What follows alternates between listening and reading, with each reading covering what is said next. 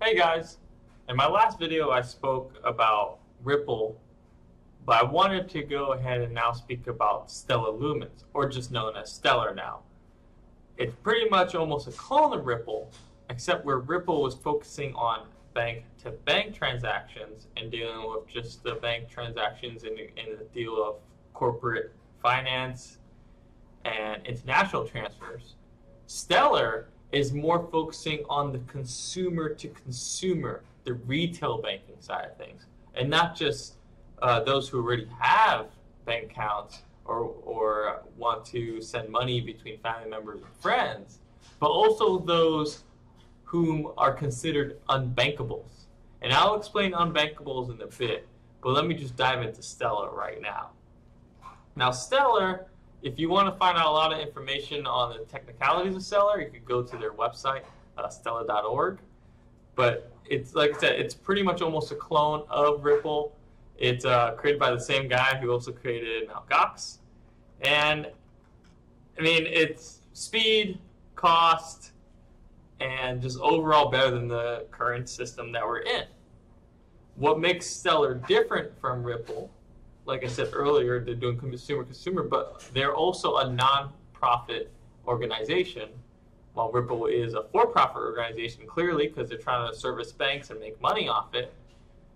Stellar is more focusing on us and everyday folks. So in the sense of, if you think of sending money to a friend now who happens to have a different bank from you, let's say you have Wells Fargo and they have Chase, it's kind of hard to just send money straight onto them, right? Straight to them without having to do a wire or giving to them physically through your actual online banking. It could take a day, a whole business day. But there are actual apps nowadays that, like Google Wallet, which allow you to send. You connect your bank's information to that Google Wallet, and if your friend has it, the same app, they can get money transactions within the same day, within a few hours or a few minutes of each other. Now, what Stellar does is brings that to an international scale, because this is all just domestic right now. Because remember, when sending money internationally, you still have to deal with foreign exchange issues and a bunch of foreign exchange laws. So while domestically we can send money to each other from bank-to-bank transfers in a very short amount of time, this is actually still a very new technology that really came into the mainstream in early 2017. But even though it still requires you to use a third-party app, Stellar is going to bring that technology in the global scale. So you'll be able to easily send, like you would to your friend down the street, money, in the span of a few seconds to a few minutes, but except now to someone across the globe. And the transaction fees are, I believe, almost free. They're pretty low, which is awesome for me, because I have friends all over the globe, and for anyone just going out traveling, or you just want to help a friend out, or just get donations, or family members trying to send you money. It's a great system that they're actually bringing out to the global market. Now, the unbankables part of things I wanted to this is really what makes Stellar special and why I'm excited about Stellar. Now, what are unbankables, you might ask? Well, unbankables are people who just don't have bank accounts. But not that you just go and get a bank account. There's factors that will stop them from being able to get a bank account. Either their political environment and how their country is right now, where it's really hard for a bank to actually set up a brick and mortar location of, to allow for banking and people to open up bank accounts, or just the financial infrastructure in the country is just so unstable. You hear some countries that have hyperinflation.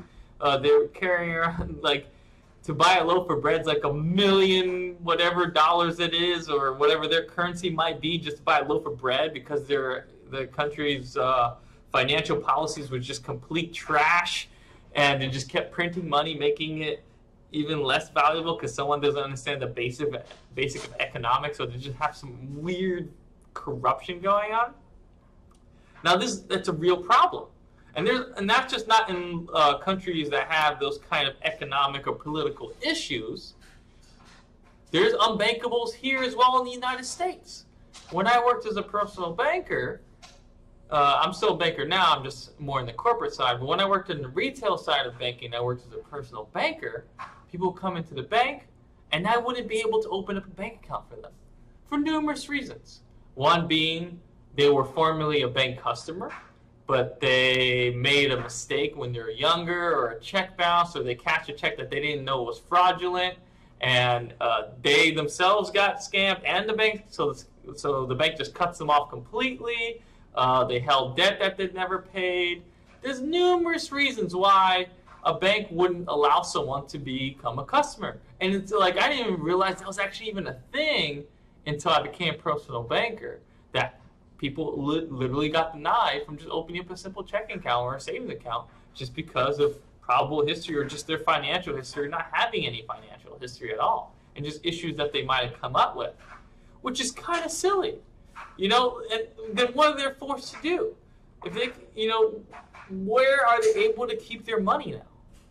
Even jobs nowadays, you know, direct deposit's a huge thing, and makes life so much easier than worry about a check, but they're not, your job's not going to just give you hard cash. So these people are forced to get a check from their job and go to one of those check cash places, which charges you to cash your check, because they don't have an actual physical bank to store their money and hard work. So this with Stellar fixes that problem. Banks are trying to make money, right? If they didn't feel, well, let me rephrase that. If banks feel that they can't make money off you, like the ones who've had issues in the description of unbankables here just in the United States and around the world, they feel that they can't make money off you because you're too high of a risk, even for a simple checking account, just to hold your money, then they're not going to allow you to bank there because you're just not profitable. Stellar is a non-for-profit. They're not a physical location. They're decentralized. Anyone, any background, can have Stellar and use it as a way to hold value in this financial landscape. Now, there are millions of people who are considered unbankable, even here in the United States. Millions. I'm just talking about the United States. Think about in the global scale, where that political, financial situations are stopping them and stopping banks from even coming in. But if you have your phone, Stellar will allow you to be able to join the banking world. No longer will your mistakes from the past stop you from participating in the global financial future and allowing you to build your wealth. No longer will you have to put your cash under the mattress, because now you can keep it somewhere safe on the Stellar network. And now you're not having to deal with bank account fees, the constraints of your account, of your bank to bank transfers not being there because they don't participate in the system. Stellar is going to have that system universal. It is literally the future of banking that will make people rise up and bring them to some type of equal base of opportunity financially so they can participate in markets and have somewhere to, you know, save up for their family and be able to receive money and send money. So that's where Stellar's strength really lies in comparison to Ripple. While Ripple is doing bank to bank, Stellar is doing the consumer to consumer connection, and they're not looking for a profit. They're looking to bring everyone up into that financial landscape. And once that Stellar network keeps growing, you're going to see the Stellar price go up, because now it's going to be a true store of value on top of it, like I said, just like Ripple, made by the same guy with some improvements. Just as fast, transaction-wise, just as cheap, and just as universal. So I don't see how Stellar could ever be a losing investment. Stellar right now, let me go ahead and refresh this, it's down a day. That's okay. For the year, Stellar's had an amazing year. And like I got it in at 3 cents. I wish I would have got it in when it was 0.003. That would have been amazing. But you know, there was that pop in May and came back down a little bit. But for the past 3 months, Stellar has really, just like its logo, gone to the moon. It's getting there. It's shooting up. And today it's taking a little downturn. That's fine. It's finding resistance here, you know, trying to get to 30 cents. But it has those breakouts. And it's going to get even crazier. You know, when I first got into Stellar, I had no idea that it would explode like this just in 2017. I felt that will explode later. But, you know, at most I was expecting, Stellar's probably going to get to 6 cents, 7 cents by the end of 2017. We've hit 29 cents. And that just shows you that people are starting to wake up. They're starting to see the alternatives that are out there away from your traditional brick and mortar bank. They're starting to see the opportunity and the technology coming together that's really gonna really connect everyone on this planet.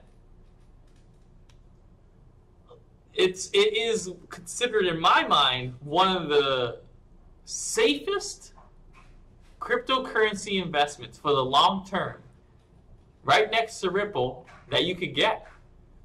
And just like in my previous video, when I told you guys about how people ask questions about Ripple, if they should buy in, if they should hold, Stellar's at 24 cents, and it's doing the same thing, except with a different side, instead of just a different side of the financial sector. Stellar is cheap, ladies and gentlemen. 24 cents is a joke. This, I just keep loading up. This is, even if it takes a small percentage of the market share from the financial global landscape, it will explode to insurmountable numbers. The only reason it's so small right now is just because it's total supply. It's a big supply. And that's part of the reason why it's going to work.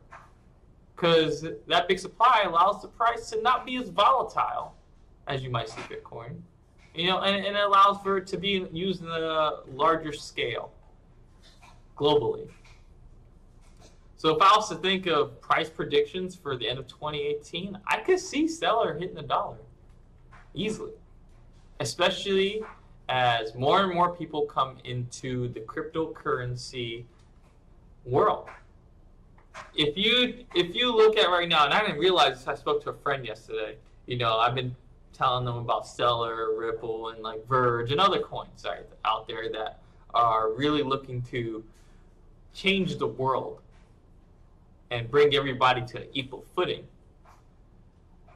A lot of these exchanges right now are having issues or just straight up turned off their new user registration because they're being so bombarded by all these new users just realizing about the whole cryptocurrency world. And that's amazing news. That's how much demand is going up. And once those new users get fully registered and verified, they're going to start putting more money to the market. And then the exchanges are going to reopen their registrations. And more people are going to come in. And as Stellar gets more and more popular with the price, that means it's going to be put in the news more. People are going to find out more about it. Right now, everyone just really knows Bitcoin. And today, Bitcoin Cash came out on Coinbase. And I see people on Facebook like, what's Bitcoin Cash? Like, they've never heard of it. But Bitcoin Cash has been out for a few months now. but they're new. They see Bitcoin, Bitcoin Cash. It's exactly the reason why Bitcoin Cash was created and named that way, so it can piggyback right off Bitcoin. It's taken a huge spike in its evaluation just because of demand in the name, but because a really crazy major exchange opened its doors to it that allows you to easily just put in your credit card info and boom, you're able to buy cryptocurrency. Now, it was just Bitcoin, Ethereum, and Litecoin, now Bitcoin Cash. Imagine if Stellar or Ripple get into Coinbase. You know, just kind of go into the idea of just having people learn more about it, the exposure it will get. A lot of people coming into the exchanges, and the exchanges just having so much traffic right now that they had to shut off new user registration. Cryptocurrency is the future, and Stellar is definitely going to be a player there. So that is why I highly recommend Stellar as one of your investment vehicles, because just for diversification. Forget about the whole Ripple versus Stellar argument. Screw that. Don't pick one. Pick both. Your real allegiance should be to your wallet. And that's what I have for you tonight, guys. Hopefully you liked the videos. If you have any more questions, please just feel free to message me or leave a comment. If you liked the video, just like. You know, if you liked it, drop a like. I appreciate it. If you want to see more videos as I make more in the future, just go ahead and subscribe so you can get a notification. But hopefully this was educational a bit, I hope. And just to see how a banker's mind is seeing this solution that Stellar is bringing to the market. And that's all I have for tonight. Have a wonderful night, everyone.